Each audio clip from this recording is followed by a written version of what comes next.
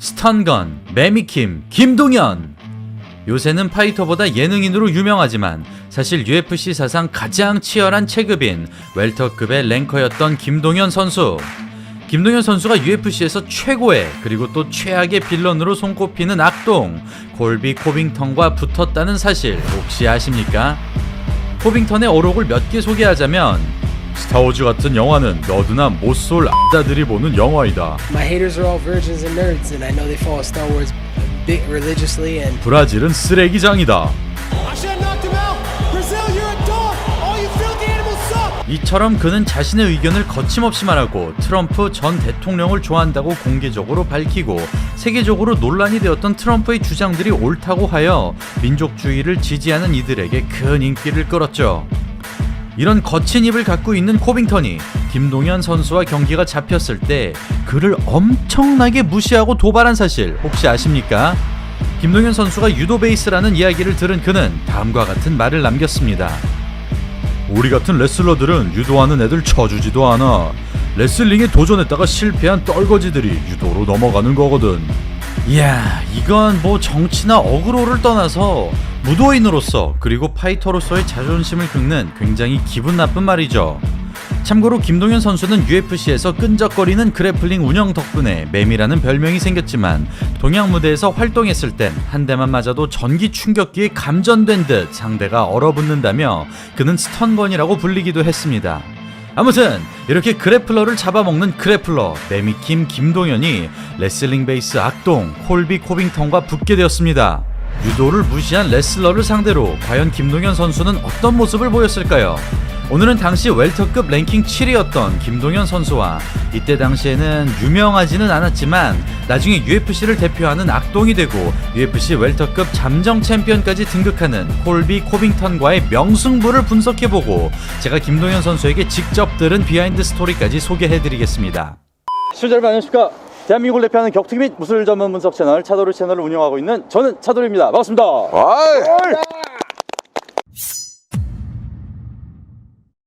2017년 2월 웰터급 랭킹 6위를 차지하며 UFC 진출 10여년 만에 커리어 하이를 찍게 된 김동현 선수. 당시 웰터급은 죽음의 체급이라고 불릴 만큼 챔피언 타이론 우들리부터 신예 카마루 우스만까지 온갖 괴물들이 포진되어 있었고 그중 동양인은 김동현 선수가 유일했습니다. 특히 그는 마지막 패배 이후 3연승을 거두는 과정에서 뭔가를 깨우치는 듯한 포스를 보여주는데요. 오랜만에 꺼내든 매미권으로 조시 버크만의 영혼까지 털어버린 김동현은 도미닉 워터스를 크루스픽스로 혼쭐 내며 1라운드 피니시에 성공. 기세를 몰아 타렉 4PD마저 물리치면서 타이틀 전선에 합류할 수 있는 명분을 만들어냈습니다. 그리고 2017년 6월 순위가 한 단계 떨어진 상황에서 4연승에 도전하게 된 김동현 선수.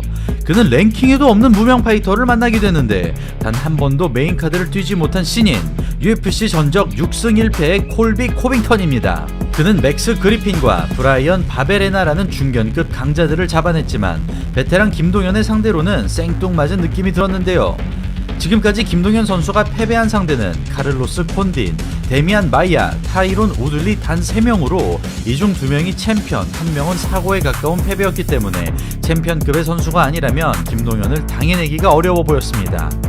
또한 상성만 보더라도 김동현에게 웃어주고 있었습니다. 코빙턴의 스타일은 압박형 레슬링이죠. 즉 GSP처럼 타격 공방이고 빈틈을 찌르는 게 아니라 순수 레슬링에 치중된 타입으로 리드를 가져가기 위해선 무조건 몸을 섞어야 하기 때문에 상대에 따른 맞춤 전략보다는 언제나 같은 전략을 수행하는 것이 특징이었습니다. 그리고 그런 돌진형 레슬러들에게 최악의 상대가 바로 김동현 선수인데요. 보통의 그래플러들은 타격가를 잡는 것이 일반적이지만 김동현은 그래플러를 잡는 그래플링에 특화된 스타일로 특히 케이지를 대고 있을 경우 상대에게 어떤 포지션을 주더라도 오히려 자신의 페이스로 끌어들이는 신비한 기술과 확고한 길을 가지고 있습니다. 이 부분에 대해서는 김동현 선수의 유튜브 채널 매미킴TV에 아주 상세히 나와 있으니 깊이 있는 격투기 분석을 좋아하시는 분들은 꼭 참고 부탁드립니다. 솔직히 말씀드리면 저도 개인적으로 굉장히 많이 배웠고 UFC 해설할 때 여기서 배운 정보를 또 써먹고 있습니다. 자, 아무튼 그런 상황에서 자신의 주전장으로 먼저 뛰어드는 상대를 만났으니 매미권을 쓰기에 최적의 조건을 맞이한 김동현 선수. 한 가지 불안한 부분이 있다면 바로 코빙턴이 탑독을 차지한 것이죠. 두 선수의 네임밸류 차이를 생각하면 너무나 의아한 평가였습니다. 사실 여기에는 UFC 관계자들만 알 수 있는 숨겨진 근거가 있었는데요. 그 이유는 나중에 알아보기로 하고 일단 경기부터 보시겠습니다. 1라운드 시작과 동시에 미끄러지면서 클린치 공방이 발생합니다. 시합의 행방을 가늠할 수 있는 중요한 전장이죠. 여기서 예기치 못한 일이 벌어지는데요. 바로 덧거리를 막아냄과 동시에 발목 태클로 연결하면서 웬만해선 넘어지지 않았던 김동현이 수세에 몰리게 된 것입니다. 그러나 허벅다리 셋업과 함께 케이지를 타는 김동현 선수, 오버훅이 걸린다면 그대로 넘길 수 있는 상황. 이를 알고 있는 코빙턴이 오버훅을 저지하고 온전치 않은 자세에서 허리 후리기를 시도하지만 무기에 그칩니다. 만만치 않음을 간파하고 전략을 수정하는 김동현, 자세를 낮춰 그립 공간을 넓힌 다음 파고드는 디테일. 마주보기가 실패하자 코빙턴의 페이스로 흘러가고 어느새 등을 내주게 됩니다. 하나씩 받아먹고 싶지만 바디락이 너무나 단단한 코빙턴.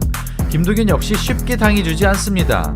앞으로 굴린 다음 방향 전환과 뒤축 걸기, 벌써 두 번째 엉덩방아. 그러나 차분하게 시간을 확인합니다. 이런 여유가 있을 수 있는 것은 1라운드부터 체력을 몰아쓰고 있기 때문인데요. 분명 하이레벨의 레슬링이지만 지금처럼 빡빡한 템포가 유지된다면 김동현에게도 반드시 기회가 오게 됩니다. 그럼에도 철저히 묶어두겠다는 생각으로 집요하게 달려드는 코빙턴. 마치 경기 종료 직전이라도 된 것처럼 모든 동작 하나하나를 풀파워로 후사합니다.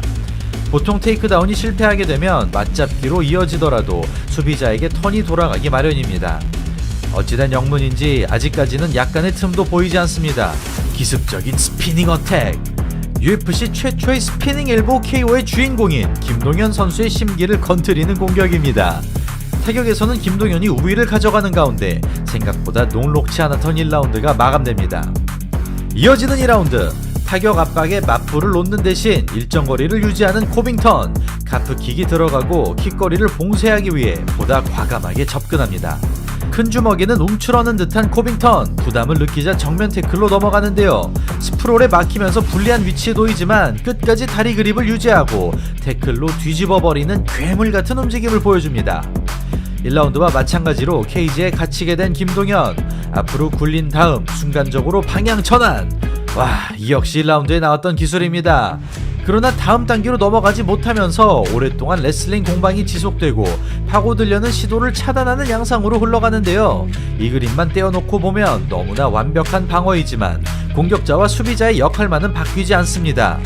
점수를 만회하기 위해 성큼성큼 전진하지만 보이지 않는 주먹에 크게 흔들리는 김동현.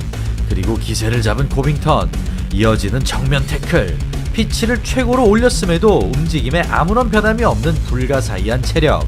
드디어 허리 후리기가 장렬하지만 끝까지 그립을 놓지 않고 안목이 잡힌 상황에서 포지션을 역전시키는 미국 레슬링의 진수를 보여줍니다. 보통 주도권을 내주는 것처럼 보이지만 몸을 섞는 과정에서 어느샌가 역전시키는 것이 김동현 선수의 특기인데요. 이번 시합만큼은 한 번도 그 흐름이 오지 않았습니다. 결국 1, 2라운드를 모두 내주게 된 김동현. 승리를 위해 피니시가 필요한 지금 타격전을 선택합니다. 가볍게 치는 듯 보이지만 상당히 날카로운 코빙턴. 레프트 오버핸드를 토대로 정확도 위주의 타격을 구사합니다. 가슴팍으로 머리를 밀어넣어 카운터에 대비하는 코빙턴. 큰 공격만 피하겠다는 영리한 계산이죠. 풀스윙으로 카운터를 억제하고 공격 이후의 움직임에 집중합니다. 그러자 서두르지 않고 하나씩 맞춰가는 김동현. 0점이 잡히자 정확도가 살아나기 시작하고 묵직한 타격을 주고받던 도중 다시 그래플링 공방으로 넘어갑니다. 잠시도 쉬지 않고 달려왔지만 체력이 조금도 줄지 않는 코빙턴. 여태껏 그랬던 것처럼 똑같은 과정을 반복합니다. 겨드랑이를 밀어 오버훅을 저지함과 동시에 언더훅 공간도 주지 않는 디테일. 드디어 맞잡기에 성공하고 이를 토대로 그라운드로 데려가지만 일부러 터트를 주고 회복하는 움직임이 너무나도 뛰어납니다. 그렇게 마지막 기회마저 날아가 버리면서 김동현 선수에겐 너무나 아쉬운 3라운드가 모두 마무리되는데요. 결국 만장일치 판정으로 코빙턴이 승리를 가져갑니다. 이렇게 예상치도 못한 복병이 당하면서 사실상 타이틀 전선에서 완전히 멀어지게 된 김동현 선수. 얼마 뒤 그동안의 커리어가 무색하게 UFC는 김동현의 랭킹을 수직 하락시켜버렸으니 경기 후 5일 만에 랭킹 9위, 2주 뒤 11위, 3주 뒤 13위까지 떨어뜨리는 한편 코빙턴은 랭킹 8위까지 올려줌으로써 세대교체의 바람이 불던 웰터급에 힘을 실어주었습니다. 그리고 앞서 언급한 대로 코빙턴이 탑독으로 평가받은 데에는 그럴만한 사연이 있었습니다. 이미 미국 내 차기 챔피언감으로 지목될 정도로 코빙턴의 실력은 정평이 잦아있고 때문에 모든 선수들이 시합을 거절하고 있었지만 이를 전혀 모르고 있던 김동현 선수는 자신이 왜 언더독이 되었는지를 이해하지 못했으며 지금껏 한 번도 상대를 고르거나 거절해본 적이 없었기 때문에 늘 그랬듯이 평소와 다름없는 마음으로 시합에 나섰다고 합니다. 또한 경기 중에도 베테랑 김동현 선수를 당황스럽게 만드는 일이 있었습니다.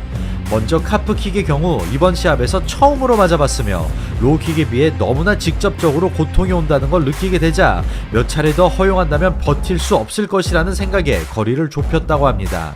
그리고 평소 훈련에서 레슬링 공방으로 밀린 적이 없는 김동현 선수이지만 코빙턴이 잠시도 쉬지 않는 걸 보며 의아함이 들었다고 하는데요.